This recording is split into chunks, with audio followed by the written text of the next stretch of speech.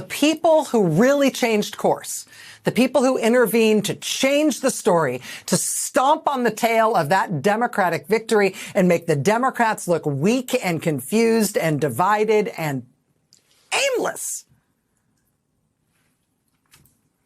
were, of course, the Democrats themselves. You know things are bad if someone as loyal to the Democrats as Rachel Maddow is saying things like this. In this case, Democrats just worked their tails off to win these huge election victories all over the country last week, had unprecedented success, probably their best election outcomes in like a decade, right? In terms of across the board wins. The polls and the polling showed they were finally winning both the argument and the elections to prove it. And so 8 Democratic senators decided to cave in exchange for nothing. With Democrats at the height of their power under Trump so far, why cave now? And she's not wrong either.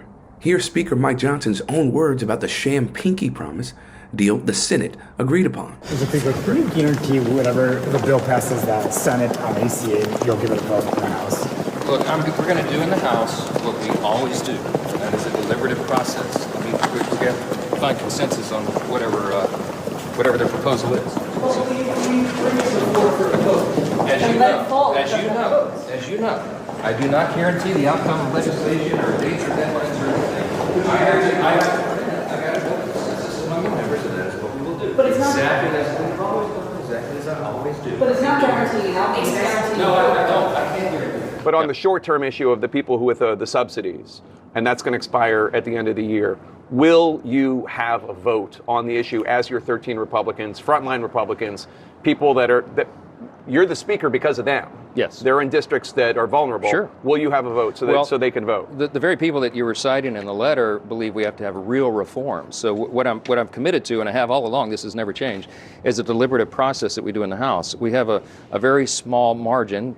Majorities, whomever has the majority now in this era is going to have a small margin, and so it requires the involvement of a lot of members. So you're not committing to bringing up a bill that deals with the Obamacare subsidies before they expire? I'm not committing to it or not committing to it. What I'm saying is that we do a deliberative process. That's the way this always works, and we have to have time to do that, and we will in a bipartisan fashion. If something passes the Senate, it would only pass on a bipartisan basis. Yeah. Would you bring it up? Well, the bill that's going to pass the Senate? To extend the subsidies, that later vote. I can't commit to anything that hasn't even passed through the Senate yet. I mean, I've never done that. I'm very consistent. I've been Speaker for over 2 years, and one of the reasons I've held the gavel is because I don't go out and predetermine outcomes. It's a member-driven institution, as it should be, and I'm really insistent about that. We got to get back to regular order, and that's what we're doing here. Y'all peep the sneaky tactics, right, that Johnson is using to skirt accountability later down the line whenever the Republicans inevitably kill the guaranteed vote on a bill that would extend the Affordable Care Act tax credits. Because when he's asked these questions, he says, oh, it's a deliberative process, right? And we have to build a consensus, and it's a bipartisan effort, all these things. But he never answers, right? Or if he does answer the question, he's like, oh, I can't guarantee a vote.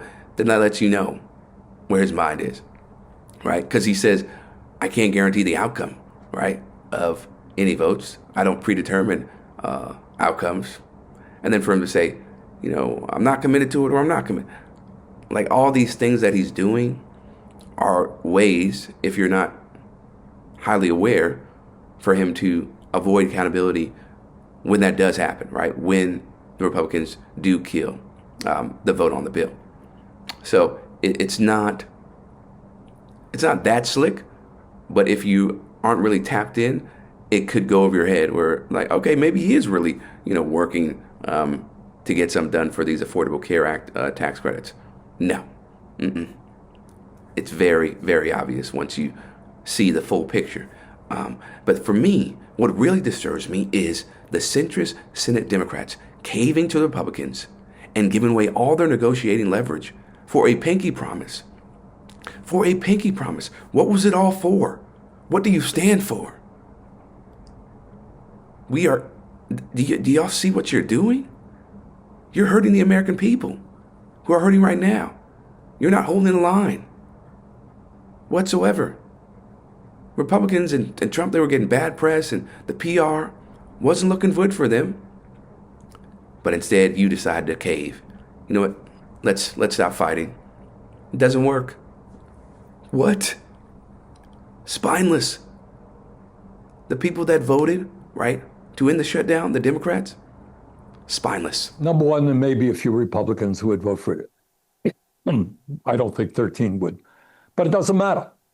Even if by some miracle you got 60 votes, where do you think that amendment would go? Go nowhere. Right.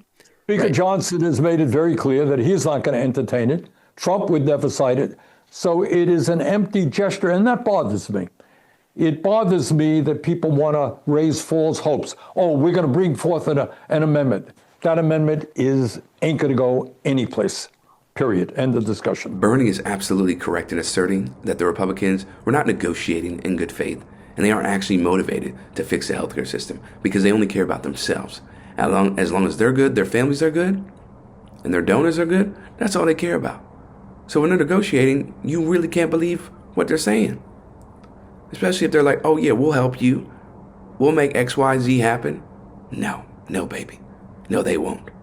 And you're really foolish if you believe that, because they are the party of obstructing justice. They are the party of chaos, disruption in a negative way.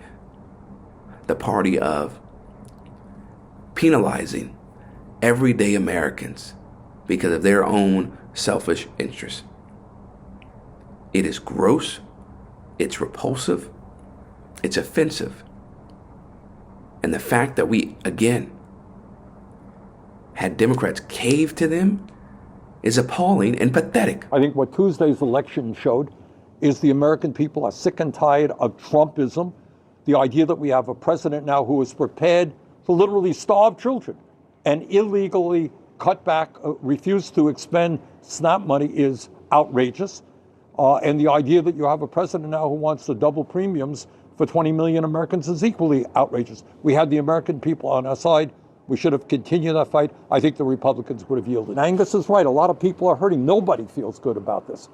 Nobody feels good about federal employees not getting a paycheck. But we are winning, in my view. I think the Republicans are on the defensive. And in my view, it was the vote that Angus cast was the wrong vote. We've known for years now that the Democrat Party's base is craving uncompromising fighters to stand up to Trump and work in the interest of the American people. Which brings us to one of the most important factors that made this fecklessness even more infuriating than usual. I think we need candidates all over this country who understand that it is insane that one person, Elon Musk, owns more wealth than the bottom 52% of American households. That it is insane that in the richest country on earth, we are the only major nation not to guarantee health care to all people as a human right. That we don't have paid family and medical leave, that people can't afford housing. Rachel, this is the wealthiest nation in the world. And we should not have an economy and a government that works for the people on top, while 60% of our people live in paycheck to paycheck. What we as the wealthiest nation on earth should be doing is guaranteeing health care to every man, woman, and child, and then you don't run into that problem. You're insuring healthy people, you're insuring people with cancer, etc. The truth of the matter is right now, the function of the current healthcare system is to make huge profits for the insurance companies and the drug companies.